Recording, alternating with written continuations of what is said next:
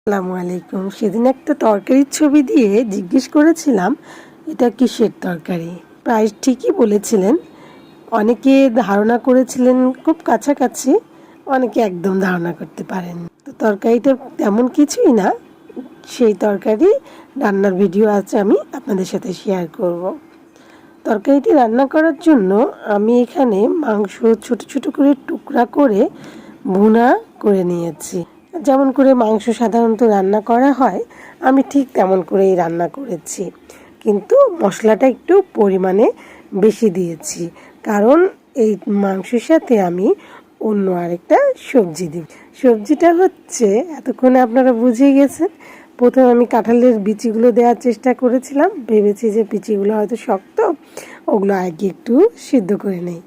তারপরে আমি পুরো কাঁঠালটা দিয়েছি।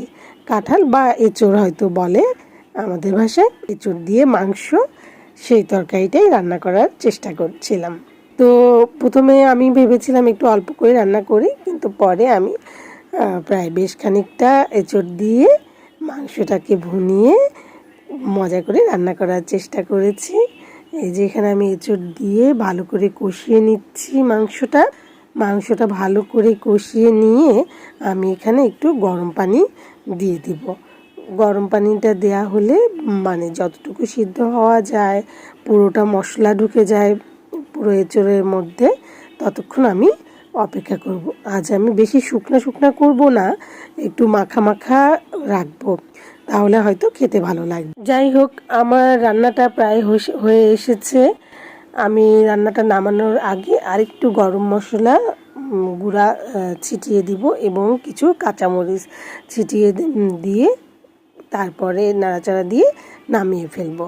এখন আমি বলছি কি কারণে আমার তরকারিটা নষ্ট হলো। তরকারিটা নষ্ট হলোর কারণ হলো কাঁঠালটা বেশ প্রায় পাকার কাছাকাছি হয়ে গিয়েছিল মনে হয়, এবং কাঁঠালটা বেশ মিষ্টি ছিল। বিচিগুলো অত কম মিষ্টি ছিল না, কিন্তু কাঁঠালটা বেশ মিষ্টি ছিল, আমি একদম খেতে পারিনি। আমার ছেলে কিছুটা খাওয়ার চেষ্টা করেছিল, কিন্তু সেও খুব একটা পারেনি। আমাদের আর কি প্রায় তরকারিটাই নষ্ট হয়েছে।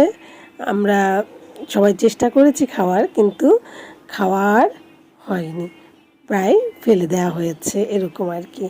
তো যাই হোক, আল্লাহ ভরসা। আমি চিংড়ি মাছ এবং ঝিঙা আলু দিয়েছি, দিয়ে তারপরে একটু পানি দিয়েছি। এটা আমি একটু ঝোলই করেছিলাম।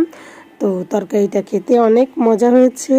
কাঁঠালের তরকারির দুঃখ তো রয়েছেই, তারপরেও এই তরকারিটা দিয়ে আমরা খেয়ে নিই।